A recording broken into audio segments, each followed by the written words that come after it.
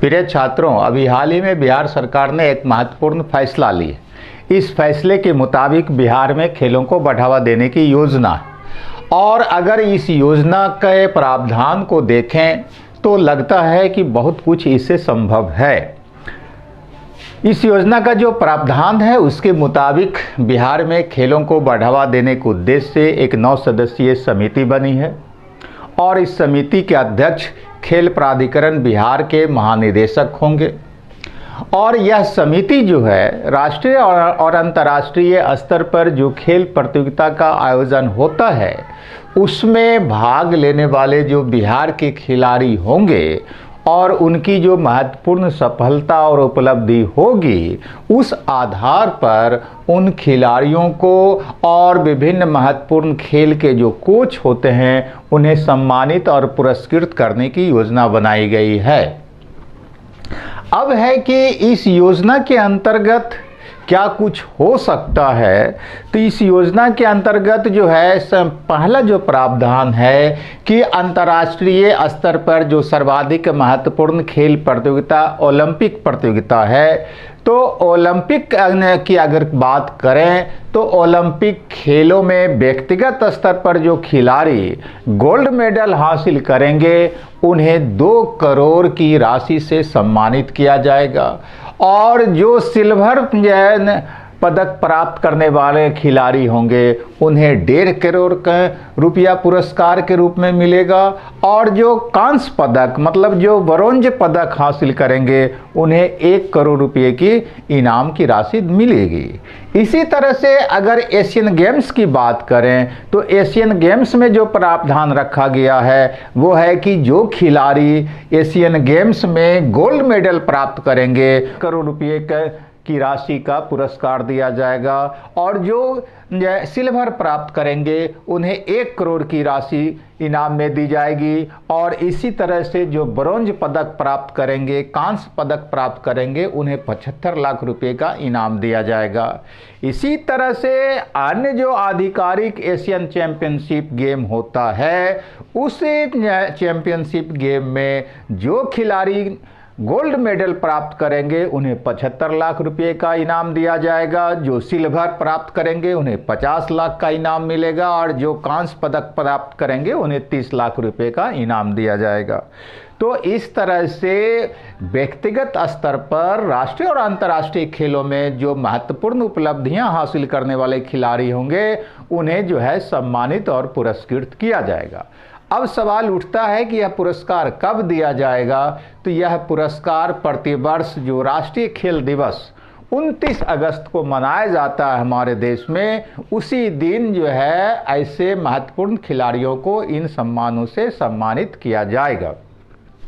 तो इस तरह से हम देखते हैं कि हमारा देश और हमारे देश में भी बिहार जो खेल के स्तर पर बहुत ही पिछड़ा हुआ है, तो उस खेल में सुधार के लिए जो ये प्रयास हुआ है यह काफ़ी सराहनीय कदम माना जाएगा। आप थोड़ा सा जो है राष्ट्रीय और अंतर्राष्ट्रीय स्तर पर बिहार के खेलों का या हमारे देश के खेलों का स्तर अगर जैसो देखें तो दंग रह जाना पड़ता है कि सबसे दूसरी आबादी वाला हमारा देश खेल के स्तर पर कितना फिसड्डी है। अगर हम फुटबॉल के स्तर पर देखें तो विश्व के पैमाने पर हमारे देश का फुटबॉल के क्षेत्र में जो स्थान है वह 147वां है। तो 195 पूरी दुनिया में देश है और उसमें से 147वां हमारा स्थान है फुटबॉल के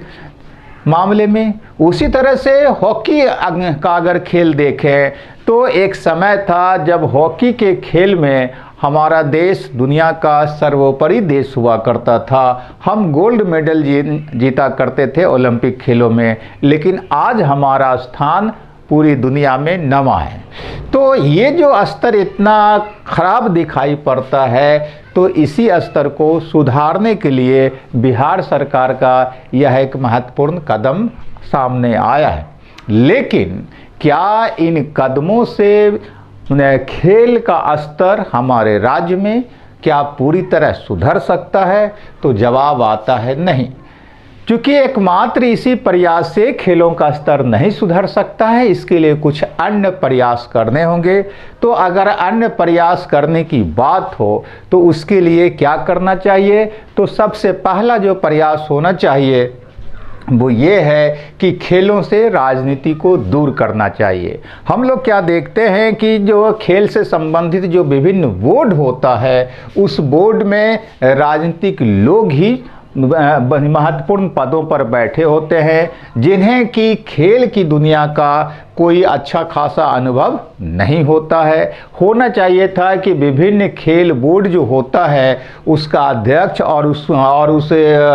खेल का जो बोर्ड है, उस बोर्ड में जो समिति बनती है उसमें विभिन्न खिलाड़ियों को ही रखा जाए, ताकि वह खेल जगत की बारीकियों से अवगत होने के कारण कुछ महत्वपूर्ण सुधार की व्यवस्था ले सके। तो पहला जो सुधार होना चाहिए कि खेलों से राजनीति को दूर कर दिया जाए। दूसरा जो प्रयास होना चाहिए कि ग्राउंड लेवल पर आपको ट्रेनिंग की व्यवस्था जो है बहुत ही अच्छे स्तर पर होना चाहिए। जब तक ग्राउंड लेवल पर, प्राइमरी लेवल पर जो है ट्रेनिंग की व्यवस्था नहीं होगी, तब तक जो है खेल की जगत में हम बहुत अच्छा नहीं कर सकते हैं। अगर हम उदाहरण देखते हैं तो चाहे चाइना हो या अमेरिका हो या ऑस्ट्रेलिया हो या अन्य जो विकसित देश हैं जिनका कि खेल जगत पर दबदबा है, उन लोगों ने ट्रेनिंग की व्यवस्था बहुत ही ग्राउंड स्तर पर किया, स्कूल से लेकर के पंचायत तक और पंचायत से लेकर के जिला स्तर पर जो है ट्रेनिंग की व्यवस्था, प्रशिक्षण की व्यवस्था महत्वपूर्ण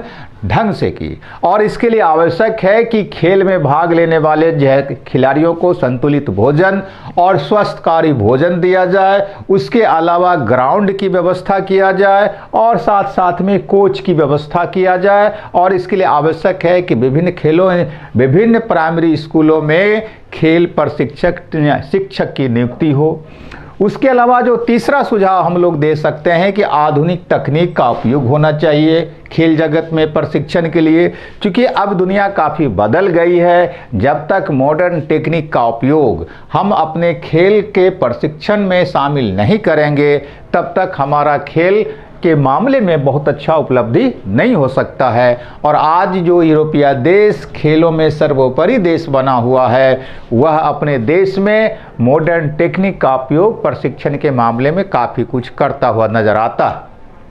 उसके अलावा खेल के लिए बहुत ज़रूरी है कि एक अच्छा खासा समृद्ध बजट बनाया जाए सरकार की ओर से, और उस बजट का सही रूप में जो है आपको सदुपयोग हो, इसकी निगरानी की भी व्यवस्था हो। उसके बाद अगर हम देखते हैं तो अनिवार्य स्कूली पाठ्यक्रम का हिस्सा बनाना होगा खेल को। अभी तक क्या होता है कि अन्य गतिविधि के अंतर्गत हमारे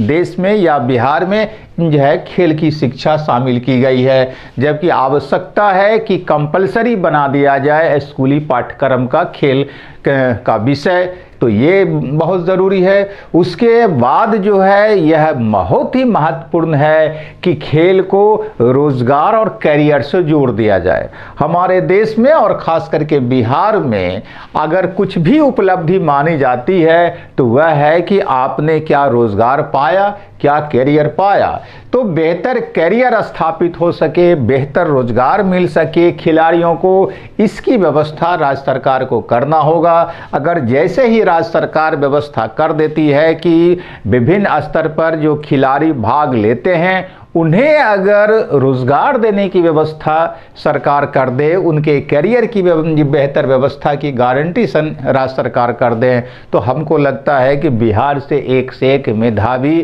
खिलाड़ी पैदा हो सकते हैं। उसके बाद जो अगला जो है पॉइंट हो सकता है कि खेल जगत में सुधार के लिए कि जो है राज्य स्तर से लेकर के पंचायत स्तर पर सेमिनार और वर्कशॉप का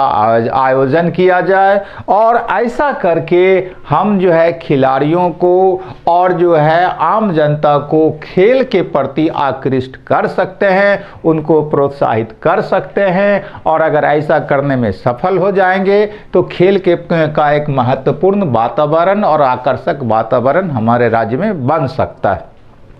और उसके बाद जो अगला पॉइंट हो सकता है कि खेलों में प्रतियोगिता का अवसर जो है खिलाड़ियों को उपलब्ध कराया जाए, विभिन्न तरह का उसे अवसर मिले ताकि समय समय पर वह खेल से संबंधित जो प्रतियोगिता होगा उसमें वो भाग ले और अपनी मेधा का वो प्रदर्शन कर सके। तो अगर ये सारा काम किया जाए तो संभव है कि बिहार में खेल का स्तर काफ़ी बेहतर हो जाएगा, और जब बिहार में खेल का स्तर बेहतर होगा तो हमारे देश में भी खेल का स्तर बेहतर हो सकता है। थैंक यू, धन्यवाद।